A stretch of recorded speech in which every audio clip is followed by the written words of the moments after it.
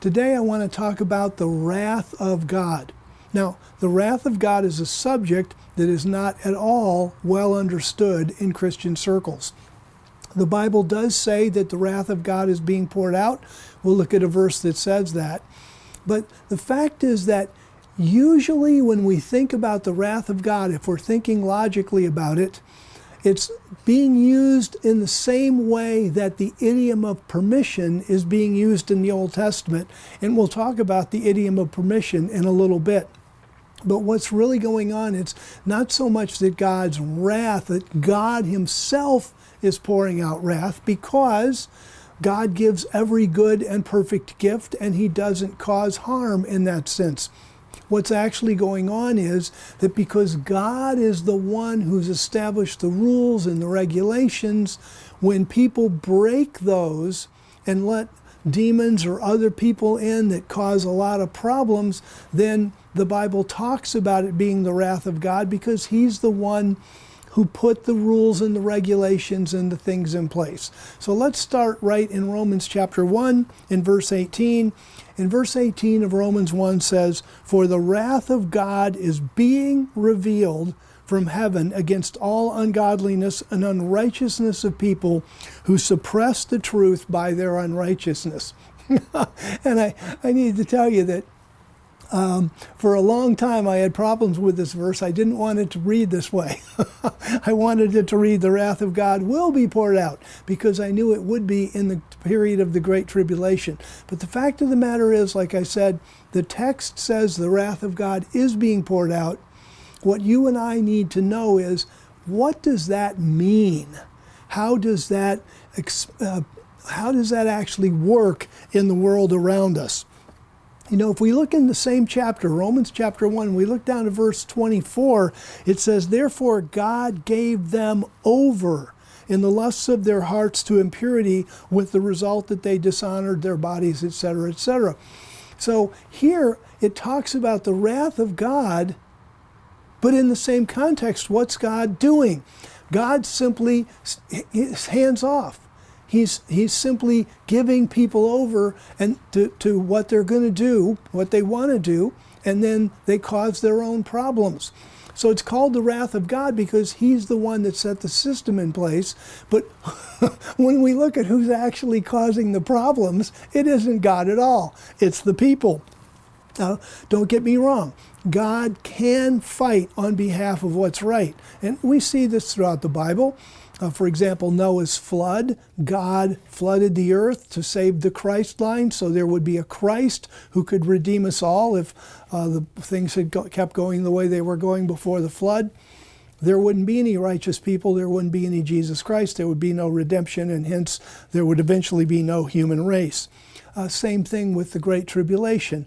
God's going to cause directly some of the destruction at the tribulation.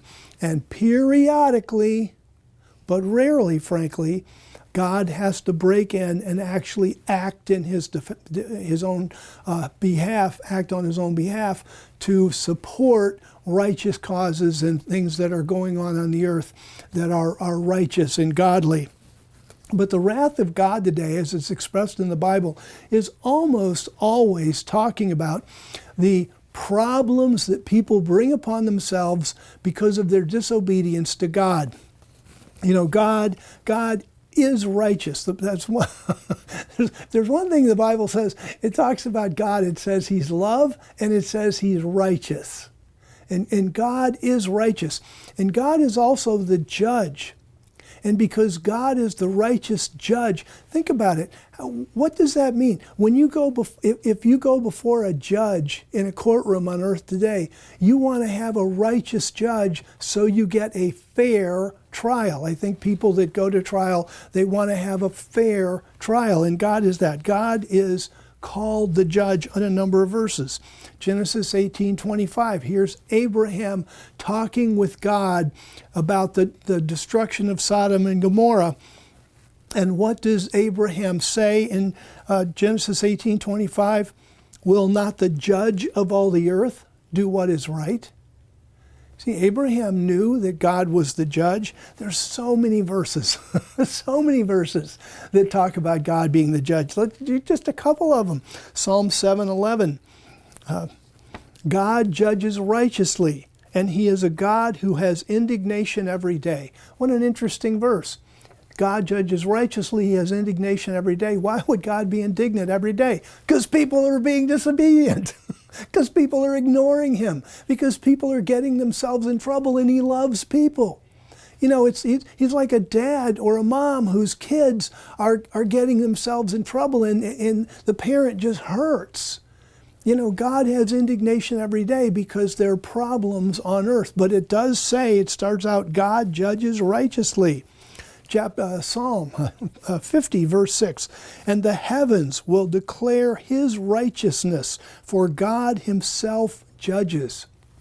What does it mean when God judges and God judges righteously? Well, the fact that God judges righteously really puts a limit on what God can do for people. I mean, think about it. Let's take just a standard courtroom. Let's say you have two people that steal a car, and they go into court on the same day. And the judge looks at the first person and says, I like your looks. I like your tone of voice. Yeah, no problem, no penalty. You're not guilty. Go away, get out of here. You're not guilty. And then the judge looks at the other guy and says, I don't like the way you're dressed. I don't like your tone of voice. You know, you're going to jail. Can the judge do that and be righteous? No. If a good person gets into some kind of trouble somehow and ends up stealing a car, it doesn't matter that they're a good person. They still stole a car, and there's a penalty for that. You just can't say, well, you're a good person. There's no penalty. You know, and God is the judge of all the earth, and he's a righteous judge. And what does that mean? That means if people on earth ignore him, disobey him, do what is wrong, sin, violate his statutes and his guidelines, they're going to get in trouble. And can he just say, well, there's no consequence for that? One of the reasons he can't, obviously because he's righteous, but also because the devil's in the game. You see, the devil is the accuser of the brethren. Revelation chapter 12, verse 10 says, for the accuser of the brothers, that's what it calls the devil.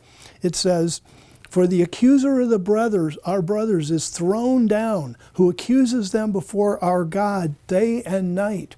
And the devil is accusing people. God's trying to defend people, but sometimes they're not helping themselves out. And as a result, God, the righteous judge, when people sin and sin and sin, he can't protect them, and demonic forces enter in and cause problems. So, for example, here's Exodus chapter 4:21. Exodus chapter 4:21 is using the idiom of permission, and I said God's wrath in the Bible is many times like the idiom of permission. Well, in Exodus chapter 4:21, and Yahweh said to Moses, when you go back to Egypt, see that you do before Pharaoh all the wonders that I have put into your hand, but I will harden his heart, and he will not let the people go. Now, is that true?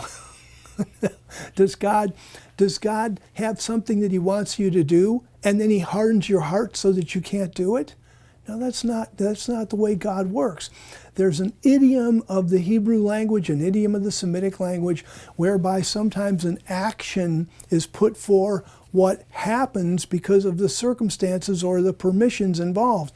So, for example, how did God harden Pharaoh's heart? Did he just reach in and go and squeeze it and harden it up?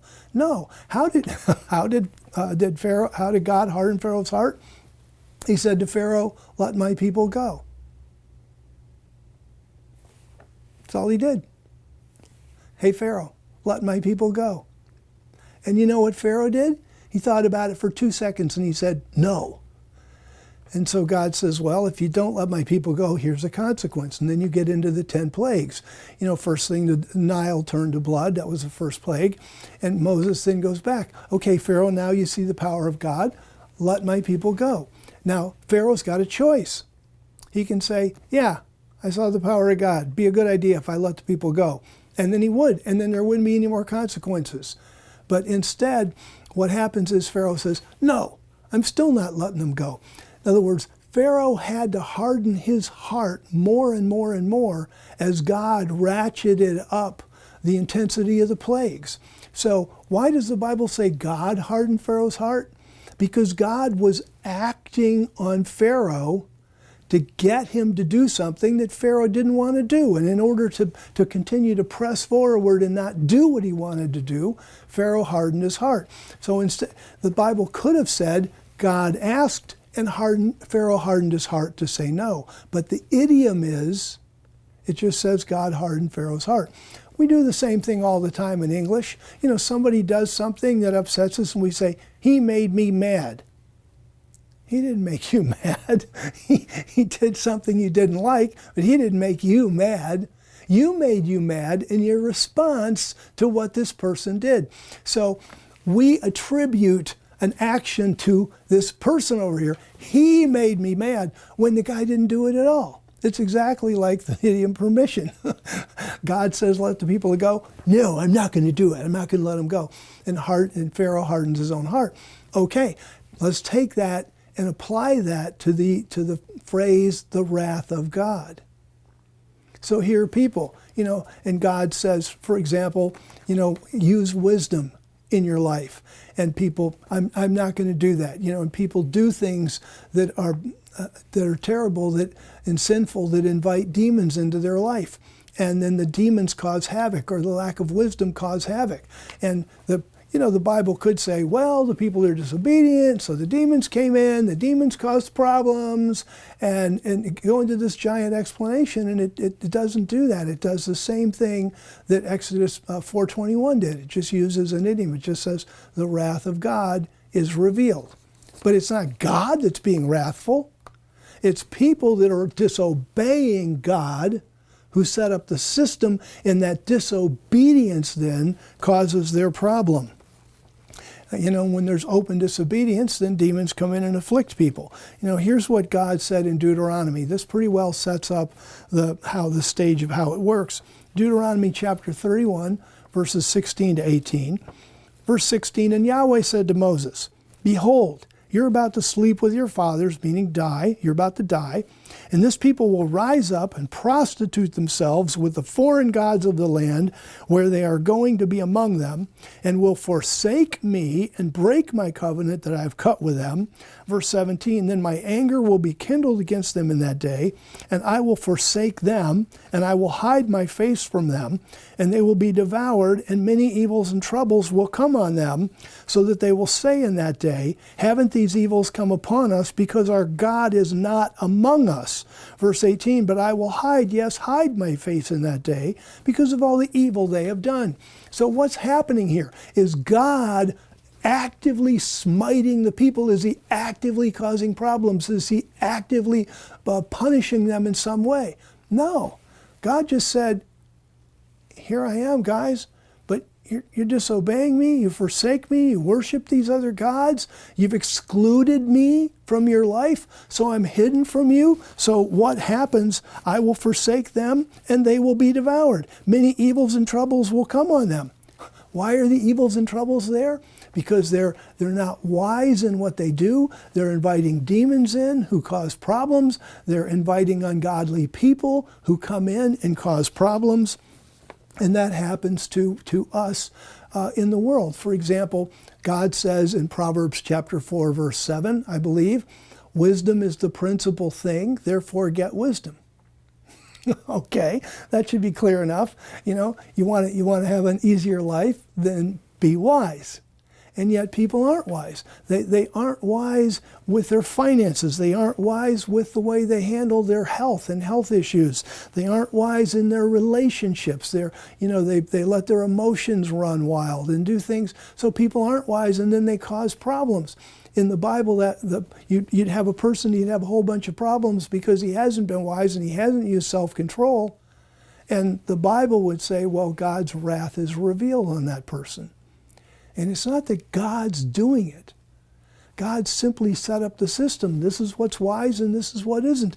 And if you're doing what's not wise, you're going to have problems. And then that's called the wrath of God. But it's not what God is doing. It's what we're doing to ourselves. You know, and then the next question then is, well, do Christians suffer the wrath of God? Well, we certainly do. Christians suffer the wrath of God all the time. Why? Sometimes because of a lack of wisdom. Some, like I've just talked about. Sometimes because we do things that invite demons into our life that cause problems.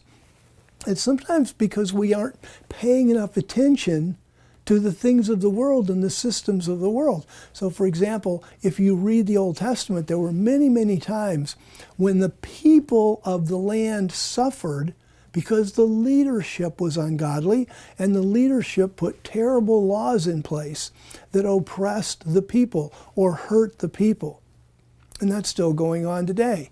You know, there's a lot of people that, oh, I don't vote, I don't pay attention to politics, I just pray. Well, it's nice to pray, but it's nice to vote. That's a way to determine who gets in office.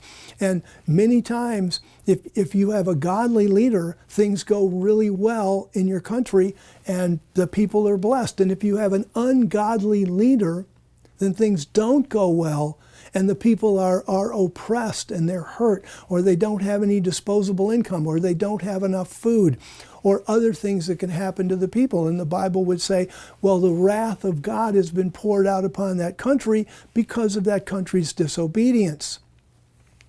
And that's true. And then the people in the country suffer, and that includes the Christians as well. I mean, we certainly see that. Godly men like Jeremiah suffered terribly because the leadership was ungodly. So the wrath of God is poured out on Judah, not that God's doing it, it's that they're doing it to themselves. So the reason that this is important to understand is because if we don't know this and we just simply read the Bible and we say, oh my gosh, God just pours out his wrath. God is an evil God. God is a hurtful God. He's not. There's an idiom being used here where the wrath of God is the way the Bible speaks about what happens to people because they break God's laws. And we want to make sure that not only do we not break God's laws, disobey God, ignore God in our personal life, but we want to make sure that people that are in organizations or government positions over us are godly people as well, so that we can prosper as best we can. Well, God bless you. And may we all make good decisions and be wise and be blessed by our Heavenly Father God. Hey, thanks for watching. We hope you enjoyed this video. Click the subscribe button below to follow us, and also hit the notification bell so that you're notified when new videos are posted. And please check out our website for additional resources at spiritandtruthonline.org. And if you were blessed by this video, please consider donating to our work. Just click the donate button. And may God bless you as you grow in your walk with the Lord.